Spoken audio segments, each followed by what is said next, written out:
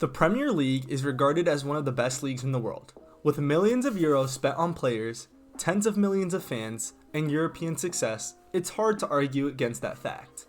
How can we forget moments like Aguero's last-minute winner against QPR, Chelsea's UCL win in Bayern's home ground, and Leicester's fairy tale Premier League win? Understandably, the Premier League is the league with the most viewers tuning into it, but many people overlook the lower tiers of English football, which can sometimes even be more interesting than the Premier League. And there's no better example of this than what this video will look at today. A game in the second division, or championship as you might know it, between Sheffield United and West Bromwich Albion, now commonly known as the Battle of Bramall Lane. But before we head into the match itself, let's look up into the build-up of the event. It all started 12 months before the match. In a game between Sheffield United and Nottingham Forest in 2001, the story would begin. During the match day, Andy Johnson violently swung his elbow and hit Jorge Santos and actually fractured his eye socket, resulting in a 5.5-hour long operation to fix his face up.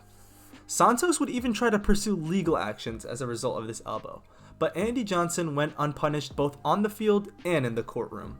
He said it was accidental, but Santos didn't think so. After this, Andy Johnson would be transferred to West Bromwich Albion, which set the scenes for this match. West Brom was fighting for promotion to the Premier League, while Sheffield United were comfortably mid-table, with no threat of relegation, but with no chance of a playoff spot. With 8 league matches left into the season, Sheffield would host the promotion hopefuls on March 16, 2002, with a crowd of 17,000 excited to watch the game. The first red card would come in the 9th minute, where Sheffield United keeper Simon Tracy rushed out of the box to claim a ball, only to use his hands to stop it. It was clear and deliberate, and of course a red card came straight away, leaving Sheffield with 10 men.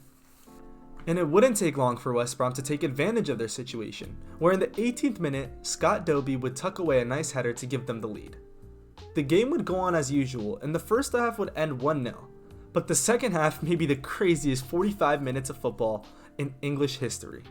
West Brom had finally been able to double the lead thanks to captain Derek McInnes receiving the ball outside the box and just clapping it into the back of the net. That's a great strike, but things turned ugly. Just mere minutes after the goal, legendary manager Neil Warnock would decide to make some substitutions that would change the course of this game. With Patrick Sufo and Jorge Santos, who had recovered from his double eye operation, came onto the match. And just minutes into the game, Andy Johnson would receive the ball, and Santos had decided it was time for his revenge, giving us one of the most iconic BREXIT tackles in history.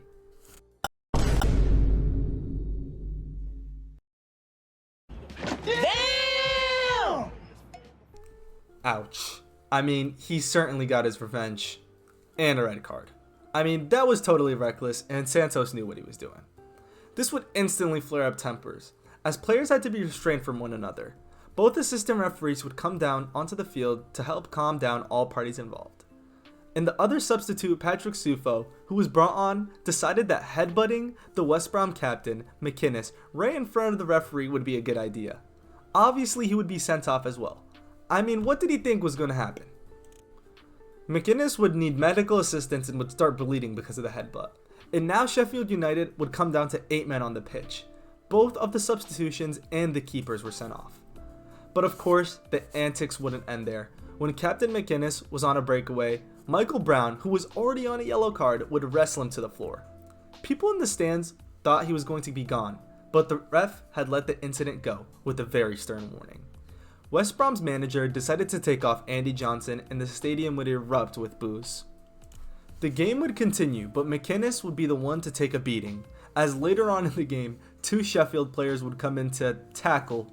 Well, I don't know if you could call this tackling or wrestling, but they would bring him down and Curl would receive a yellow card. Some West Brom players were ready to fight, but were once again calmed down by other teammates. With 8 men on the pitch, Dobie would bag another goal from a corner kick, bringing the lead up to 3-0 for West Brom. On another attack, Curl would shield the ball from Dobie, but I guess Curl didn't like the way that Dobie was touching him, as they would start another problem, grabbing onto each other's shirts, but the referee had to separate the two and everything was okay. After this, during the 82nd minute, 2 Sheffield United players would come down injured, and the referee knew what he had to do. So for the first time in English pro football history, the match had to be abandoned because of the lack of players on one side, with Sheffield United left with 6 players on the pitch, which is not allowed. This concluded the match, and a week later the English FA would award 3-0 win to West Brom, who were chasing promotion. Aftermath.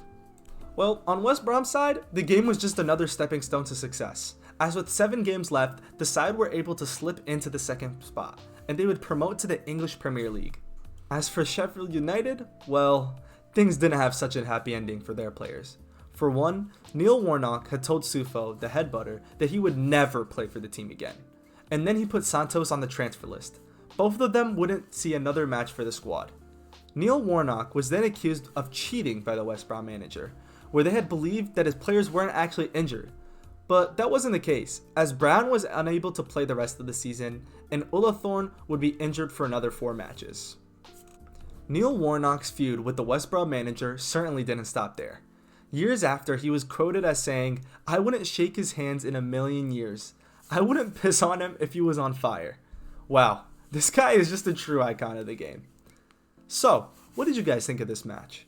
Do you think Santos was justified to make that tackle after his eye socket was fractured? What moment piqued your interest the most? Let me know in the comments below, and like this video as well as subscribe, as I'll be making more like this one.